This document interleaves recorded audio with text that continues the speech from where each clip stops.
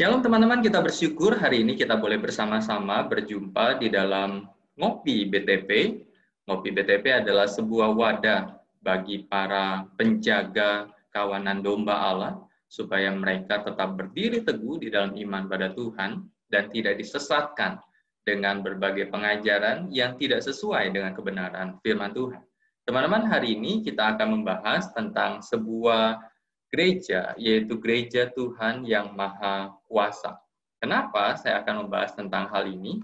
Karena banyak orang bertanya, benarkah atau banyak gereja yang mengkhawatirkan bahwa gereja Tuhan yang Maha Kuasa itu adalah gereja yang sesatkah atau itu hanya hoax seperti itu ya. Karena memang gereja ini begitu berkembang, begitu luas, dan termasuk di Indonesia, konon katanya sudah masuk dan di media digital pun secara sosial media, maka gereja ini sudah banyak pengikut, baik di YouTube maupun di Facebook dan berbagai akun-akun lainnya. Nah, teman-teman, ini akan saya berikan pandangan saya terhadap gereja Tuhan yang Maha Kuasa, itu benar sesat atau hoax. Nah, sebelum kita melihat akan hal itu, maka kita akan melihat tentang sebuah situasi. Jadi di tahun 2014, beberapa anggota Gereja Tuhan yang Maha Kuasa itu menghajar, di dalam beritanya menghajar seorang perempuan sehingga meninggal di restoran cepat saji di McDonald. Disebabkan kenapa perempuan ini bisa dihajar, dipukul, dan kemudian dia meninggal. Karena perempuan tersebut menolak untuk memberikan nomor handphone, sehingga kemudian para anggota GTYM ini, yaitu Gereja Tuhan yang Maha Kuasa, itu menuding bahwa perempuan itu telah dirasuki oleh iblis, sehingga dia dipukuli sampai dengan meninggal. Nah, latar belakang. Jadi GTYM ini muncul di Provinsi Henan, China Utara. Pada Maret 1991 bernama Eastern Lightning. Jadi itu latar belakangnya. Jadi cukup lama, sebenarnya sekitar 19 tahunan, muncul di China. Kenapa muncul di China? Karena Gereja Tuhan yang Maha Kuasa ini mengajarkan bahwa Yesus Kristus telah datang kembali ke dunia mengambil rupa perempuan beretnis Tionghoa. Jadi menarik. Jadi kalau di dalam Alkitab itu ada janji bahwa Sang Mesias itu akan datang, maka menurut Gereja Tuhan yang Maha Kuasa, maka Yesus itu bukan hanya dinantikan, tetapi dia sudah datang ke dalam dunia dan dia mengambil rupa perempuan yang dikatakan beretnis Tionghoa. Kepercayaan bahwa Yesus telah melakukan reinkarnasi dan turun ke bumi sebagai perempuan Tiongkok untuk menyebabkan kehancuran dunia. Jadi pendirinya bernama Cao Wei-san. Itu disebut sebagai satu-satunya orang yang mengklaim pernah berhubungan langsung dengan perempuan tersebut. Dengan kata lain, pernah berhubungan langsung dengan Yesus yang datang menjadi perempuan. Dan Cao Wei-san ini pernah bertemu dan dikasih tahu bahwa perempuan itu mengaku bahwa dia adalah Sang Mesias itu. Dan inilah Cao Wei-san itu adalah pendiri Gereja Tuhan yang Maha Kuasa. Nah, teman-teman, kita akan melihat pengajaran dari GTYM. Yang pertama, berkaitan dengan Allah Tritunggal. Jadi mereka mengajarkan bahwa Allah Tritunggal itu tidak ada. Itu gagasan yang salah. Jadi gagasan yang salah tentang Allah Tritunggal, bahwa Tuhan hanyalah satu roh dan hanya satu pribadi. Jadi mereka berkata nggak ada Allah Tritunggal. Jadi itu gagasan yang keliru ketika mengkondisikan, menyebutkan, mempercayai bahwa ada Allah Tritunggal. Kenapa? Karena hanya satu roh dan satu pribadi. Tidak ada Allah pribadi Allah Bapa, Putra, dan Roh Kudus, hanya pribadi Allah itu. Lalu bagaimana respon kita dengan pengajaran tentang Allah Tritunggal? Dan bagi saya, bukan hanya GTYM seperti itu ya yang menolak tentang konsep Allah Tritunggal. Beberapa minggu yang lalu juga Gempar, seorang hamba Tuhan juga yang menolak tentang ketritunggalan. Lalu bagaimana respon kita? Yang pertama, ketika kita melihat pandangan atau pendapat atau perkataan Yesus Kristus sendiri dari Matius 28 ayat yang ke-19. Matius 28 ayat yang ke-19 saya akan baca untuk kita. Matius 28 ayat yang ke-19.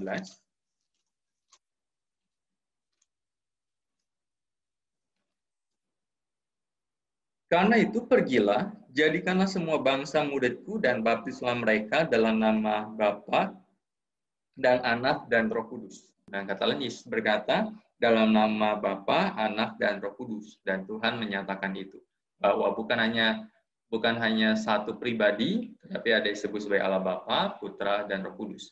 Kemudian Paulus di dalam 2 Korintus 13 ayat yang ke-13, 2 Korintus 13 ayat yang ke-13 dikatakan, kasih karunia Tuhan Yesus Kristus dan kasih Allah dan persekutuan Roh Kudus menyertai kamu sekalian. Kasih daripada Yesus, kasih Allah, dan persekutuan Roh Kudus. Itu diungkapkan. Yohanes, 1 Yohanes pasal yang kelima, 1 Yohanes pasal yang kelima ayat 7 dan ayat yang ke-8 dikatakan, sebab ada 3 yang memberi kesaksian di dalam surga, Bapa, Firman, dan Roh Kudus, dan ketiganya adalah satu, dan ada 3 yang memberi kesaksian di bumi, roh dan air dan darah, dan ketiganya adalah satu. Jadi teman-teman, Allah itu Esa. Jadi kalau ada yang berkata bahwa orang Kristen, agama Kristen menyembah 3 Allah, tidak. Agama Kristen tidak pernah menyembah 3 Allah. Tetapi Allah itu Esa. Tetapi di dalam keesaannya, dia memperkenalkan dirinya dan memiliki 3 pribadi yang sama, kekal, dan sama sederajat, yaitu Allah Bapa, Putra, dan Roh Kudus. Tetapi gereja Tuhan yang Maha Kuasa menolak tentang konsep Allah Tritunggal. Kemudian, konsep tentang Tuhan Yesus Kristus.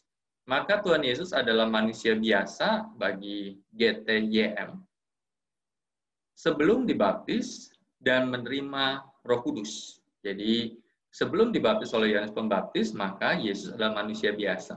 Manusia biasa yang mungkin di dalam konsep mereka adalah manusia biasa yang juga berdosa. Tetapi setelah menerima Roh Kudus, maka Yesus menjadi manusia yang tidak biasa. Yesus hanyalah penjelmaan Tuhan, dan pada saat ini, di dalam zaman kerajaan, Tuhan menggunakan nama baru, yaitu Tuhan yang Maha Kuasa. Jadi tidak ada lagi nama Yesus, gitu ya, tetapi disebut sebagai Tuhan yang Maha Kuasa. Tetapi respon kita seperti apa tentang konsep ini? Maka kita bisa berkata bahwa Yesus adalah Allah seutuhnya. Ketika dikatakan di dalam Yohanes pasal yang pertama, ayat yang pertama, pada mulanya adalah firman, firman itu bersama-sama dengan Allah, dan firman itu adalah Allah. Jadi itu konsepnya, Allah yang seutuhnya. Dan manusia seutuhnya yang tidak berdosa. Jadi antara di dalam diri Yesus 100% manusia dan 100% Allah, dan kemanusiaan Yesus tidak berdosa. Karena itu seperti disebutkan bahwa Adam pertama berdosa, Adam kedua tidak berdosa, yaitu Yesus. Dan Tuhan Yesus adalah awal dan akhir. Dia Alfa dan kemudian dia Omega. Kemudian Roh Kudus. Nah, pekerjaan Roh Kudus hanya pada pengikut Tuhan yang Maha Kuasa. Jadi gereja Tuhan yang Maha Kuasa ini berkata bahwa Roh Kudus melakukan pekerjaan, tetapi hanya untuk dan hanya kepada pengikut Tuhan yang Maha Kuasa. Di luar itu, Roh Kudus tidak melakukan pekerjaan. Jadi gereja selain GTYM harus mencari jalan yang benar dengan bergabung dengan GTYM agar dia menerima dan mengalami pekerjaan Roh Kudus. Lalu respon kita seperti apa? Maka respon kita adalah pekerjaan Roh Kudus itu bersifat menyeluruh, meluas dan lintas bangsa. Jadi kalau kita lihat di dalam Kisah 2 ayat yang ke-17 dikatakan di sana bahwa akan tetapi pada hari-hari terakhir demikianlah firman Allah bahwa aku akan mencurahkan rohku ke atas semua manusia dan anak-anakmu laki-laki dan perempuan akan bernubuat dan teruna-turunamu akan mendapat penglihatan-penglihatan dan orang-orangmu yang tua akan mendapat mimpi. Aku akan mencurahkan rohku ke atas semua manusia. Jadi pekerjaan Roh Kudus itu menyeluruh, luas, lintas bangsa. Dan tidak hanya pada satu komunitas gereja. Jadi kalau GTYM berkata harus bergabung dengan gereja mereka, baru pekerjaan Roh Kudus nyata, itu adalah sebuah tidak benar. Kemudian, Alkitab. Nah, GTYM berkata seperti ini, Alkitab bukan kebenaran mutlak. Ada kitab lain bernama Firman menampakkan diri dalam rupa manusia, yang merupakan perkataan langsung dari female Christ, Tuhan pada akhir zaman. Yaitu konsep yang tadi bahwa Mesias itu, Yesus itu sudah datang dalam wujud perempuan Tiongkok. Karena itu mereka berkata ada perkataan lain dari female Christ, dan itu merupakan sebuah kebenaran juga selain Alkitab. Lalu apa respon kita? Maka respon kita bahwa Alkitab adalah kebenaran mutlak orang percaya. Tidak ada kitab lain yang menjadi pedoman kemutlakan hidup orang percaya. Coba kita lihat Wahyu pasal 22 ayat yang ke-18. Wahyu 22 ayat yang ke-18. Demikianlah firman Tuhan. Aku bersaksi kepada setiap orang yang mendengar perkataan-perkataan nubuat dari kitab ini, jika seorang menambahkan sesuatu kepada perkataan-perkataan ini, maka Allah akan menambahkan kepadanya malapetaka yang tertulis di dalam kitab ini. Jadi tidak boleh ada yang ditambahkan, tidak boleh ada yang dikurangi. Kenapa? Karena firman Tuhan itu sudah lengkap, sudah utuh, dan menjadi kebenaran mutlak dalam hidup orang-orang percaya. Kemudian, kedatangan Yesus yang kedua kali. Maka gereja Tuhan yang Maha Kuasa berkata, Kristus sudah datang dalam wujud seorang perempuan di Tiongkok. Jadi mereka jelaskan dan sangat jelas bahwa Yesus itu sudah datang. Bukan kita menunggu lagi Mesias, tetapi Mesias itu sudah datang. Responnya seperti apa? Tidak ada seorang manusia pun mengetahui kapan Tuhan Yesus akan datang kembali. Dan dia belum datang. Dan ketika dia datang, sama seperti ketika dia naik ke surga. Dan dia akan menjadi hakim ketika dia datang untuk kedua kali, untuk menghakimi manusia, dan untuk membawa umat Tuhan masuk di dalam kehidupan yang kekal, dan orang-orang yang tidak percaya padanya masuk dalam penghukuman yang kekal. Keselamatan. Karya keselamatan Yesus sudah berakhir saat Yesus naik ke surga, dan itu belum sempurna. Female Christ datang untuk menyempurnakan. Jadi bagi gereja Tuhan yang Maha Kuasa, Yesus itu karyanya sudah selesai, tapi nggak sempurna. Dan ketika dia datang lagi dalam wujud perempuan, dia menyempurnakan. Lalu respon kita seperti apa? Bahwa keselamatan Tuhan Yesus di atas kayu salib sudah sempurna untuk menyelamatkan manusia yang berdosa. Jadi bukan tidak sempurna, harus disempurnakan lagi dengan dia datang kedua kali, tidak. Tetapi dia sudah sempurna, sudah lengkap, sudah utuh, dan menjadi jalan untuk manusia yang berdosa diselamatkan. Karena itu teman-teman, jadi apakah gereja Tuhan yang Maha Kuasa sesat, atau ini hanya sekedar hoax, atau sekedar ketakutan gereja karena tanda kutip persaingan antar gereja? Bagi saya, ini gereja Tuhan yang Maha Kuasa adalah sesat. Kenapa? Karena mereka membongkar akan fondasi kebenaran iman kekristenan dan fondasi kebenaran firman. Karena itu, di dalam Markus 13 ayat 21 dikatakan, pada waktu itu, jika orang berkata kepada kamu, lihat, Mesias ada di sini, atau lihat, Mesias ada di sana, jangan kamu percaya.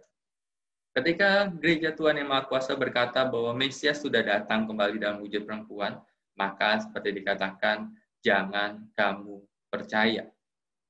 Titik. Kenapa? Karena Mesias tidak datang sama seperti ketika dia datang pertama kali. Kemudian yang kedua, Matius 24 ayat yang kelima, dikatakan sebab banyak orang akan datang dengan memakai namaku dan berkata, akulah Mesias, dan mereka akan menyesatkan banyak orang.